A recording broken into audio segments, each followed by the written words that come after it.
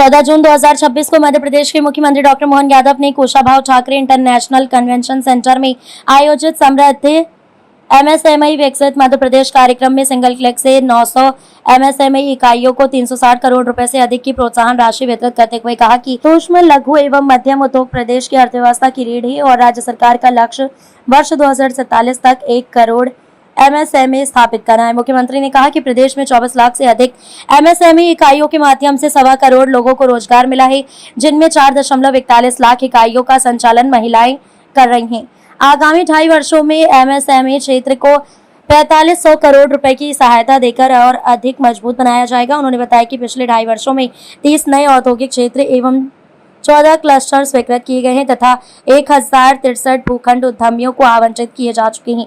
Doctor Yadav ने कहा कि प्रधानमंत्री नरेंद्र मोदी के नेतृत्व में एमएसएमई क्षेत्र का अभूतपूर्व विस्तार हुआ है और मध्य प्रदेश स्टार्टअप रैंकिंग में लीडर श्रेणी प्राप्त कर चुका है। कार्यक्रम में उद्यम क्रांति योजना, स्टार्टअप नीति 2025 तथा भूमि आवंटन से जुड़े हितलाभ भी वितरित किए गए। मुख्यमंत्री ने कहा कि सरकार की सहायता केवल अनुदान नहीं बल्कि उद्यमियों के सपनों को नई उड़ान देने का माध्यम है। एमएसएमई इकाइयों को सब्सिडी अंतरण के इस महत्वपूर्ण कार्यक्रम में इस अवसर पर प्रदेश भर के अलग अलग इस महत्वपूर्ण क्षेत्र में काम करने वाले स्वनामधन्य एमएसएमई के सभी माननीय संचालकगण, आमंत्रित अतिथिगण, भाइयों बहनों, पत्रकार साथियों,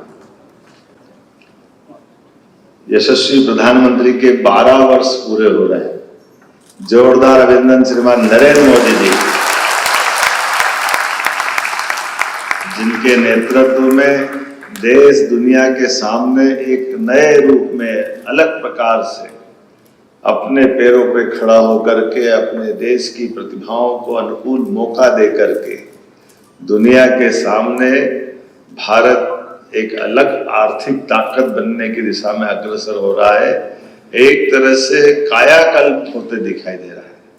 मैं उज्जैन से आता हूं, जब प्रत्येक 12 साल बाद सिंहस्थ में अमृत स्नान का मौका मिलता है।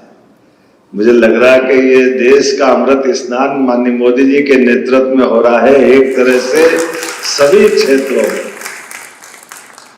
उनके नेतृत्व में जिस प्रकार से देश और दुनिया के सामने एक एक करके सारे क्षेत्रों में जो बदलाव आया, यशस्वी प्रधानमंत्री के आशीर्वाद से, हमारी सरकार के गठन होने के बाद से लगातार हमने मोदी जी के उस मॉडल को देखा।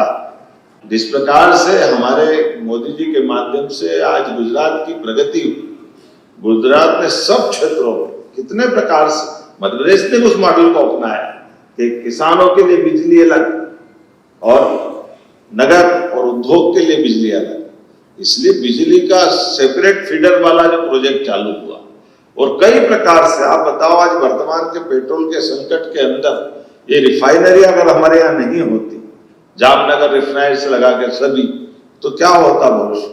लेकिन ये सब तत्कालीन उस समय के लिए निर्णय के आधार पर, और देश ने भी आज इस प्रकार के माहौल में हम देख रहे हैं, अब 400 रुपये पेट्रोल का रेट अगर पाकिस्तान में है और वहां हालत क्या है हर एक क्षेत्र की, उसके उलट हमारे देश के अंदर क्या हाल है।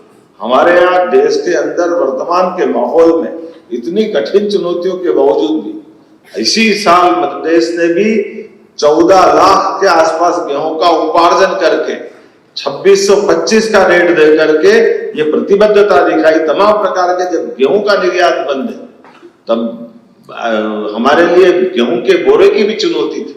लेकिन ऐसी चुनौतियों के बावजूद भी यशस्वी प्रधानमंत्री के नेतृत्व में 100 लाख मीट्रिक टन का उपार्जन करने का मौका हमको मिला।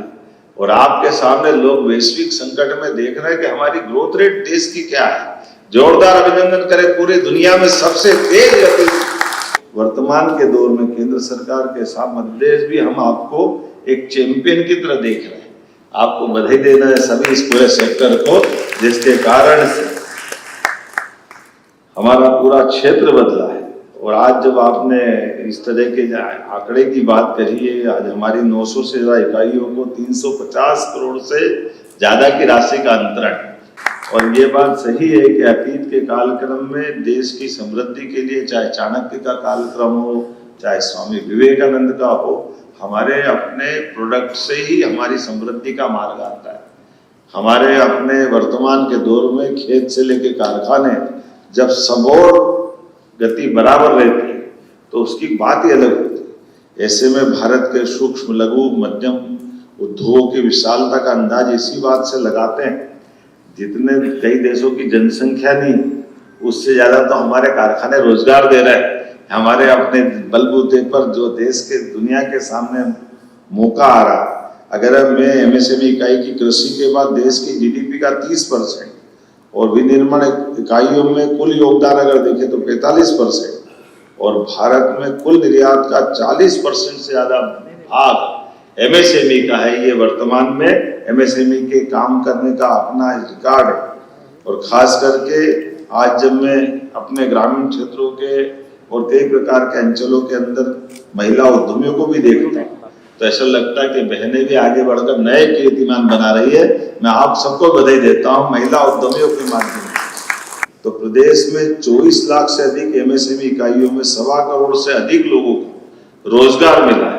आप बताएं, सरकारी नौकरियां कुछ भी करो तो 5 लाख की नौकरियां 10 लाख तक जाएगी, लेकिन अगर 8-9 करोड़ की आबादी तो 8-9 करोड़ की आबादी के लिए अगर प्रबंधन करें तो ये हमारे इस सेक्टर को प्रमोट करने की जरूरत है। और केवल ये नहीं, इस प्रकार के सभी इसलिए समान रूप से सब क्षेत्रों में प्रोत्साहन दे रहे हैं।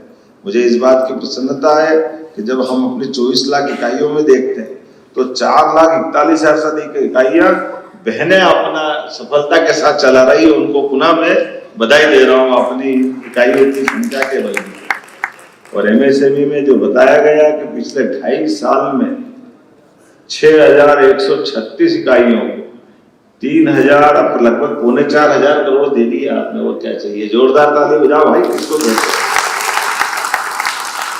इधर 4.25 दिए, अब आने वाले 2.5 साल में लगभग 4,500 करोड़ का फिर आपको देने का अलग से टारगेट लिया है हमारे अपने सरकार के माध्यम से। आज हमारे यहाँ स्टार्टअप की संख्या 7,400 से ज्यादा हो गई, जिसमें 50% 3,400 से अधिक स्टार्टअप का नेतृत्व हमारी बहनें कर रही। मैं आपको भी बधाई देना चाहूँ। 50% किसको कहते हैं? इसलिए स्टार्टअप मुख्यमंत्री उद्यम क्रांति योजना के अंतर्गत ऋण के तहत हम 2% ब्याज अनुदान देने का भी निर्णय कर रहे हैं। उसी के अंतर्गत 2.5 वर्षों में 23,500 से अधिक युवाओं को 1,630 करोड़ की सब्सिडी उपलब्ध कराई, ऋण उपलब्ध कराया गया। जोरदार अभिनंदन करें इस नाते से। और स्टार्टअप रैंकिंग में भी मध्य प्रदेश को लगातार लीडर श्रेणी का सम्मान मिला है। और स्टार्टअप का लक्ष्य भी 10,000 से अधिक करने का टारगेट हमने किया। Incubation centre Bhopal, Indore, Gwalior, Jabalpur, Ujjain, subsidy युक्त प्लग एंड प्ले मॉडल पर कोवर्किंग स्पेस तैयार कर रहे हैं। बहुत सारे प्रकार से काम कर रहे हैं। सच में ऐसा लगता है कि बहुत देर तक आपके साथ बात करते रहे, बताते रहे, लेकिन यहाँ के पहले अब मुझे वापस एक और स्थान सागर पे जाना है और लाडली बहनों की राशि भी देने के लिए हमारी सरकार वहां भी तत्पर है। जोरदार ताली बजा हमारे देश की आधी आबादी के लिए। आइए हम सब मिलकर के मध्य प्रदेश को यशस्वी प्रधानमंत्री के नेतृत्व में कदम से कदम मिलाकर डेवलपमेंट की सरकार की तरफ लेके चलने के लिए तत्पर हो। पुनः आप सबका वंदन, अभिनंदन, बहुत बहुत धन्यवाद।